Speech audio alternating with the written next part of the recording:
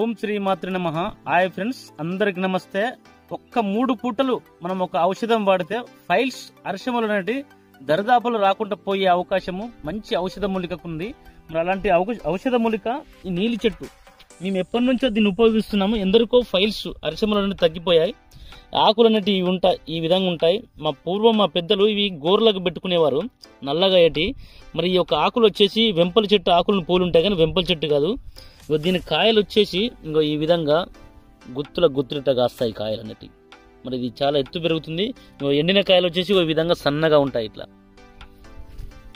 అయితే దీన్ని ఏం చేయాలంటే మీరు ఈ విధంగా చూస్తే మీకు కాయలు అనేవి ఇట్లా సన్నగా ఉంటాయి. ఇది వెంపల చెట్టు కాదు. ఇక్కడ వెంపల చెట్టు చూడండి, తేడా మీకు తెలుస్తుంది. వెంపల చెట్టు పూర్తిగా ఈ విధంగా ఉంటుంది.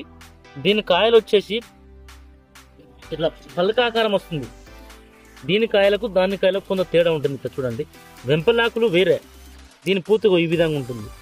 మరి వీటి పూత వచ్చేసి కొంత తేడా ఉంటుంది. ఇక్కడ చూడండి, వీటి పూత సన్నగా వస్తుంది ఇట్లా ఎర్రగా, అదేమో కలర్ వేరే ఉంటుంది. కాయలు మాత్రం గుత్తులు ఇట్లా వస్తాయి. కానీ ఇక్కడ వెంపల చెట్టుకి అయితే గుత్తులు రావు ఇట్లా కాయలు. మరి దీన్ని తయారు చేసుకునే విధానము మీరు ఏం చేస్తారంటే, దీన్ని ఈ ఆకును మొత్తం తీసుకొచ్చుకోండి.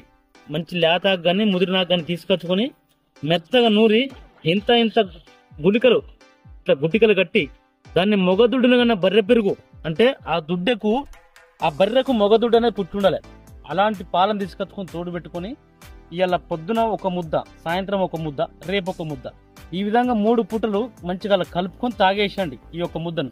లేదంటే ఇవాళ ఒక ముద్ద, రేపు ఒక ముద్ద, ఎల్లుండి ఒక ముద్ద, ఈ విధంగా చేయండి. లేదంటే ఇవాళ ఒక ముద్ద, సాయంత్రం ఒక ముద్ద, రేపు ఒక ముద్ద, రేపు సాయంత్రం ఒక ముద్ద, ఎల్లుండి ఒక ముద్ద, ఇట్లా 5 ముద్దలన్నా తాగవచ్చు దీన్ని. ఈ విధంగా కనుక చేస్తే ఆ రక్తం పడేటువంటి ఫైల్స్, ఆ మొలలు లాంటివి కూడా కరిగిపోతుంటాయి. మరి ఆ నొప్పి కూడా ఒక 2 డేస్ వరకు, 2 రోజుల వరకు ఆ నొప్పి కూడా తగ్గుతుంది.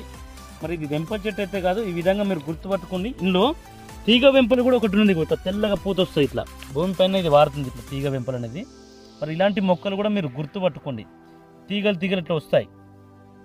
మరి ఈ మొక్కను మేము ఇచ్చినప్పుడు ఏం చేసామంటే, ఆ 3 రోజులు ఎల్లిగడ్డ కారమే తినాలి. ఎల్లిగడ్డ కారం తింటూ ఈ విధంగా చేయాలి. వేరే ఎలాంటి కూరలు అనేవి వాడరాదు. తెల్ల అన్నము ఎల్లిగడ్డ కారంతో మంచిగా 3 పూటల భోజనం చేయండి. ఈ విధంగా 3 రోజులు కనుక ఆచరించినట్టయితే అరిశమలు అనేవి పూర్తిగా నివారించబడతాయి. ఇది మంచి అనుభవ యోగము.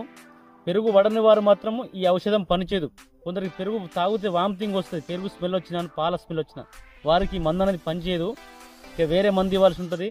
సరే, ఈ విధంగానైతే పెరుగు పడేవారు ప్రతి ఒక్కరు ఈ విధంగా తయారు చేసుకొని ఉపయోగించుకోండి.